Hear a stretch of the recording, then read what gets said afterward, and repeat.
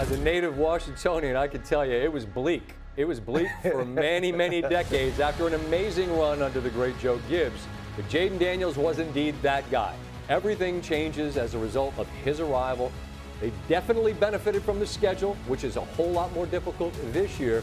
But Adam Schefter, when you get that guy, and he's on that rookie deal, which gives you a chance to go out there and be aggressive, how has Washington tried to build around? Well, they didn't waste any time because the moment they saw that he was like this, they traded for Marshawn Lattimore at the trade deadline last year, and they've continued doing those types of moves. They go out and trade for Deebo Samuel. They trade for Laramie Tunsil. They make all these moves because they know they have a window now to capitalize on the contract that Jaden Daniels has, which is why it's ironic that they still can't get a deal done with Terry McLaurin when they know they have all these other key parts that they brought in to help this team try to advance.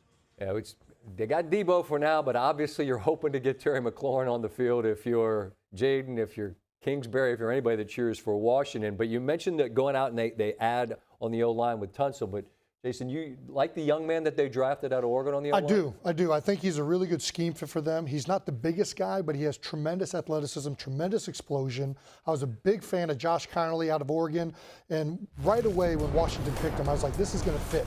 Washington likes to spread the field. They like to get their offensive linemen out in space, and this kid did it so well in college. Right here, you're going to see him on the toss, get around. I love the way he finishes, too. He identifies the guy in space, the corner right here, which is always a good matchup for a lineman. But he finishes, he runs his feet, and he stays engaged at the second level. Harder to do than you think. Here we're going to see him on a wide receiver screen.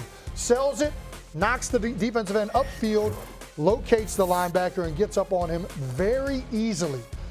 And this is like what he did all throughout college, just all over the tape. Flash forward, now he's with the Commanders. One of the first plays they run, and I believe they did this for a reason, they come to this wide receiver screen. They're going to see what he does and what he looks like out in the NFL. Now, he didn't sell that one enough. He's got to give the end a little bit more, especially with where that guy was. And here's the natural athleticism. This looks like nothing here. You see how he gets off balance there, puts his foot in the ground, and redirects to come back to 14? Not a lot of guys are going to be able to stay in balance here. Washington loves the zone read. They love the RPOs. They love to spread the field and utilize the width of it. This kid allows them to do that. He's not even starting right now, but I am looking forward very much to seeing how he does tonight. I think he fits the Washington Commanders very well. RC, you spent some time playing in Washington. You know what that fan base can be like. It's pretty amazing to see it turn on a dime from we don't really care about the preseason. People freaking out that they got smoked by the Patriots last week. It's like, look, 30 guys that are starters didn't play. But I digress. As you look at this team in the regular season this year, they're not going to sneak up on anybody. Where do they reasonably fit in among the NFC? Listen, I think they're in that second tier, right? Obviously, you have the Philadelphia Eagles, the Detroit Lions. I think those teams sit at the top. But the Washington Commanders are right there. It's going to be big to see where Joe Witt, the defense coordinator, can get a pass rush from. But you look at Trey Amos, a guy they drafted in the second round out of Ole Miss. I think he's going to be an absolute stud at the corner position. Marshawn Lattimore now healthy. Frankie Louvu playing at an all-pro level. And obviously offensively what Jaden Daniels can do, but it's going to be huge to get Terry McLaurin back in that building and on the grass as soon as possible. I believe with Terry McLaurin and what this quarterback showed us in clutch moments last year, this is a team you don't want to face down the stretch. Swag, a thought on Washington? Can they build on last year? I mean, there's only one more game to win to make it to the biggest one there is. I found myself last year saying, is this quarterback really this special? A couple of times. And you even asked me, Scott, and I'll be like, Scott, believe it. It's true. This year, he's going to have to do more. And I know that sounds crazy. Not really, but I know what you mean. He's going to have to do more. And I'm not going to operate under the prism that Terry McLaurin is not going to play. We're all assuming he's playing. We're assuming that he's playing. But I think Jay now has established himself in a way where defenses now are like, we cannot allow this. So there's a level of him playing and thinking the game beyond what he was able to do last year. What was so impressive about him, though, and why I think he can carry it over, because from the pocket, he was elite. Amazing. And usually with rookies, it's because I can escape, I can get out of the way. He was so good. And not only so good from the pocket, so good in critical situations, bro. And I think isn't that what's, if I'm asking you, Scott, isn't that what's scary about last year? They didn't beat great quarterbacks. And the games they won, Jaden Daniels and this offense found ways to make plays late Correct. a lot of times. And they pulled some rabbits out of hats, and the schedule is much more difficult. But that's the deep end of the pool, and they're going to have to either have to be able to answer those questions, or they're going to take a step back. Yeah. I want to get a chance to squeeze in this on Cincinnati here, because the whistle's blowing in my ear here that we're going to run out of time. This Bengals team, Swag, is taking a very different approach to the preseason. They've started really slowly and been behind the 8 ball as a result of that. They played the starters against Philly, 9 of 10, a couple of touchdowns for Burrow last week. What do you think about playing guys in games that don't mean anything but might mean something when the season starts? Listen, I get it. I know what has happened in the seasons. But you hate it, don't you? I hate it. Why? with every fiber of my being, because this is football. Freak accidents happen, and I want that freak accident to happen when you're playing and it means something. I don't want it to happen right now, and now Schefter got to come on here and tell everybody about what's going on internally in the organization. If Joe Burrow doesn't make it to the season, everybody getting fired. Yeah. So it don't matter if your hands are fast or not. That's my only thing, bro. It's the injury, and I guess it's the D lineman in me. It's the wash. It's the trash. It ain't somebody coming free and hitting Joe Burrow. It's just rolling the stuff, man. Yeah. No, that's exactly a lot of times the that thing. happens more with twos and backups on the field. They got to make the team. Yeah, they're going to be going all out. To me, the big thing is this, though. He's saying, if I'm a head coach, it's not going to be what it's been the rest of the years, and I'm willing to take that chance. No doubt.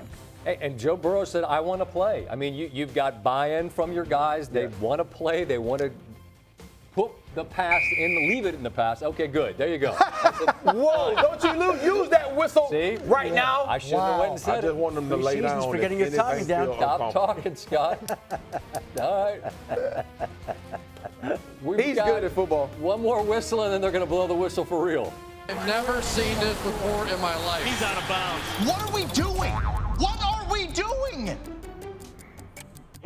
All right, so just checking in on the summer. Oh, man. Who? What are we doing? Yeah, what are we doing? Who got Why the man got so much hair everywhere, though? I mean, it's like the pretty- tattoo has hair everywhere. Pretty He realistic. was a hairy guy until he wasn't a hairy guy. Let's check out the next one. Not as hairy when. Oh my gosh. Yeah. Well, you did it, dude.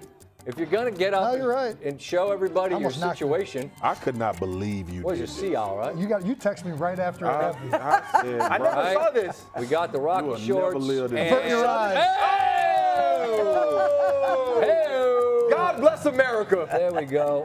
That's Bro, that's funny. and there it is. I tell you what, though, you've been squatting, though. You've been doing some leg extensions. Listen, I definitely, before I knew I was going out there, I was hitting some squats in the back. Yeah, I was hitting RDLs. I was making that was sure everything was planned? looking good. What's up? That was planned for you to get bucket naked? So I lost a bet to my man Bo Allen. We had a weight loss bet. And whoever lost had to do a Speedo at the charity event. And unfortunately, Bo beat me. Charity though. You let Bo beat you? We did it for to raise money for autism. Oh, there we go. Autism awareness. Okay, And- okay. Yeah. Eagles Autism Foundation. Make it Shout all out to Ryan serious now. Hammond. Yeah, Make it's it all okay. serious. It's okay to show We're your gonna make goodies for fun. that. We're gonna make fun, and now we're gonna tip the cap. Seriously, like you guys set every record there is for the podcast views. Yeah, with, man. with Taylor joining. I appreciate it, guys. Thank you. She's fascinating Did they to listen really? to. No, it would have Brilliant been woman. really hard to mess that up. Yeah, don't say anything, Hey, Jason. RC, Ask did the they question and really? shut up. harder to do than you think, though, to get in and get out and let the star really? be the star, Yeah. right? No Speaking of stars, Jordan Clark doing his thing with the Jets, has a chance. Hopefully he has a shot to be there. We're excited about that. I mean, to see the young man out there doing his Make thing. a play, What's that like? Make a Nah, play, it was Jay. cool. I was out there. I'm mostly nervous the entire time. Uh-huh. You know what I mean? But I was excited for him to be sitting in the stands, get to see him play in a stadium that I started in because I was with the Giants my first year, man. It was really cool. And wherever the journey Should've punched ends that this fall does not mean that's where the journey ends. It's a lot Exactly. of runway for him to figure it Yes, out. sir. Speaking of congrats, the namesake, class Man. of 2027. Y'all put your boy in there. June! Come on now. Okay, nephew. The youngin. We call him June, right? Yeah, we do call him Y'all Joe. The June number is a one hooper. player in the 2027 class. Number one. Number one player. Bruh. Lefty smooth with it. And this, it must be amazing to Look see. at Swagu. Bro, Somebody has to get Swag at the game, though. Like, he doesn't go to the game like people know who he is. Like, he is coaching from the sideline. It's times like June did something good and he was fussing at him. I'm clapping like, yeah, June. He's like, get back on defense. The standard is the standard.